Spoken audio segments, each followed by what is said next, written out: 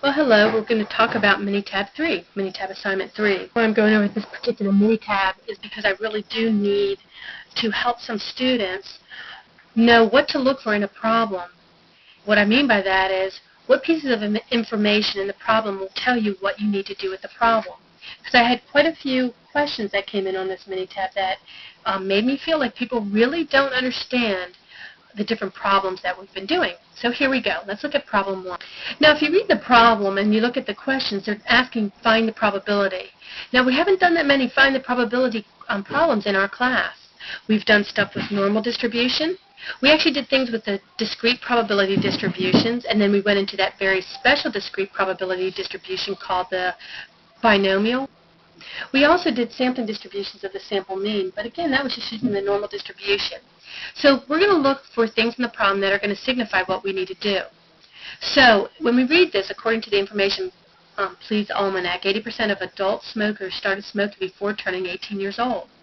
Suppose 10 smokers 18 years or older are randomly selected and the number of smokers who started smoking before 18 is recorded. What type of variable do we have here? The number of people. It's a discrete random variable. So I already know I've got a good idea and that it's going to be discrete. The only discrete distribution we've worked with in any great length was the binomial, so it's a real good chance this is the binomial distribution. And we see that it is because we were given a probability of a success and a set number of trials, 10. There's independence because we're talking about different people. So, and there's only 2 possible outcomes. Either you smoked before you were 18 or you didn't. So we have the 4 criteria for a binomial.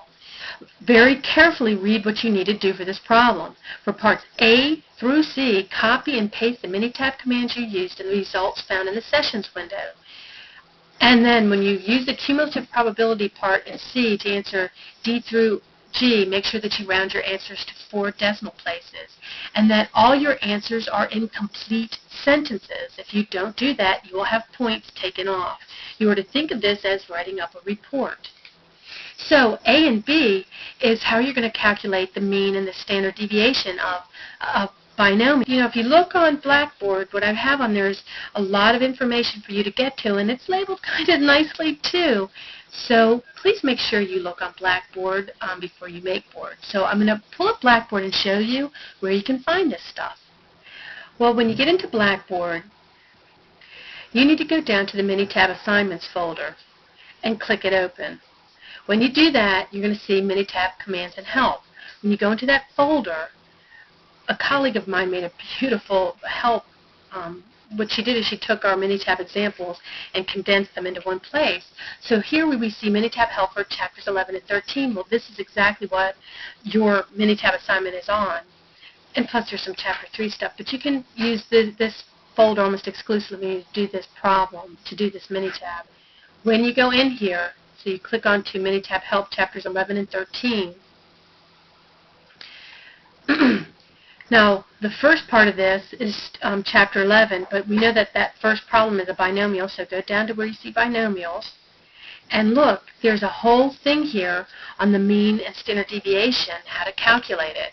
So it's right there on Blackboard for you, all the commands that you need, and even a specific example to show you where to put the numbers in. So it's pretty foolproof for you to get this done correctly. Now remember, you're going to have to copy those MINITAB commands and the results, like this whole piece right here, this whole window right here. You're going to have to copy and paste that into your MINITAB assignment. And remember that you're going to have to, when you do this, you're going to have to give your answer in a complete sentence. So you would say something like the mean for this is, and you would say, let's say, 80 or whatever. So just please make sure that you do that. Now to answer the cumulative distribution problems for the binomial, we have, again, some examples for you to go by depending on what the question asks for, and a little guide on how to answer things. So please take a look at this to help you answer the problems in problem 1.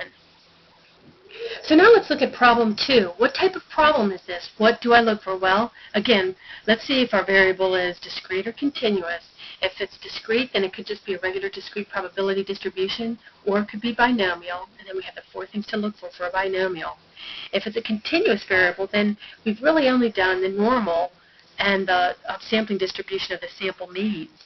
And with the sampling distributions, it's no more than like a Chapter 3 problem, except for it's the standard deviation, which we now call the standard error in a sampling distribution, is just the population standard deviation divided by n.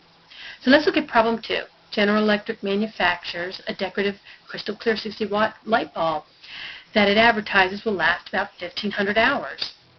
Now right there I see time, 1,500 hours. More than likely a continuous random variable. So what they want to do is, let's look at it says suppose the lifetime of light bulbs are approximately normally distributed. Well, there we have it. Dead giveaway that this is a normal problem.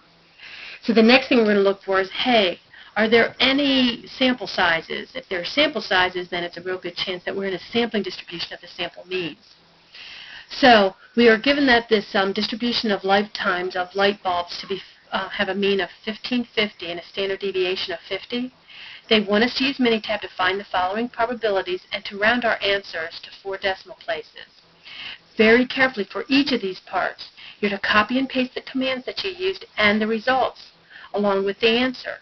So once you do that, make sure that you answer the question in complete sentences also. So you're going to say the proportion of light bulbs will last less than 1,500 hours is, and then give a number, and then copy and paste those commands. So for the first one, that's what it's asking. What's the proportion of light bulbs that will last less than the advertised time? That is a normal, like Chapter 3 problem. This is not a sampling problem. I don't see any sample size involved here. So what you would do is you would use these commands. For this particular one, they wanted to know the proportion less than 1,500 hours. Well, if we look at that, that's this particular box right here. However, this is for this particular MINITAB guide, this was for the sampling distribution of the sample means.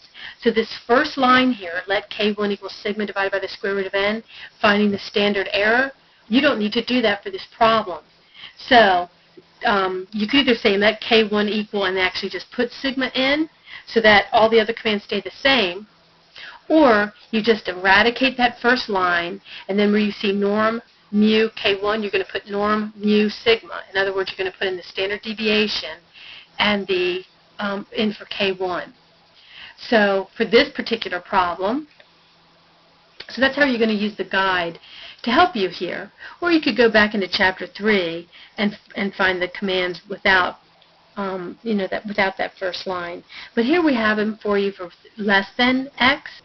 The probability that our mean is greater than a certain value, there's the way that you would do that. And then the one where we want to find the probability in between two numbers. We show you how to do it. And again, just get rid of the K1 equaling sigma over the square root of n, because the first couple of these are not sampling distribution problems. So as we can see, Part B says the proportion of light bulbs that last more than 1650. Again, a Chapter 3 problem, not a sampling distribution problem. And we have those commands for you. What's the proportion of light bulbs that will last between two different values for hours? We have commands that will help you to do that. So you follow those commands to get your answer. Now, in Part D, it says if a sample of size 10. Whoa, flag for me. Probably now I'm going to have to find a standard error. And look, the way that it cinches it is when they say what's the probability, the mean number of hours that the sample of 10 light bulbs will last more than 1650 hours. As soon as I see the probability, the mean, I know I'm in a sampling distribution of the sample means. And that's when I'm going to have to use directly what I see in my MINITAB help. Right there, the probability that the mean is greater than a certain value, I'm going to have to find my standard error. So I'm going to use those commands exactly like you see them on there.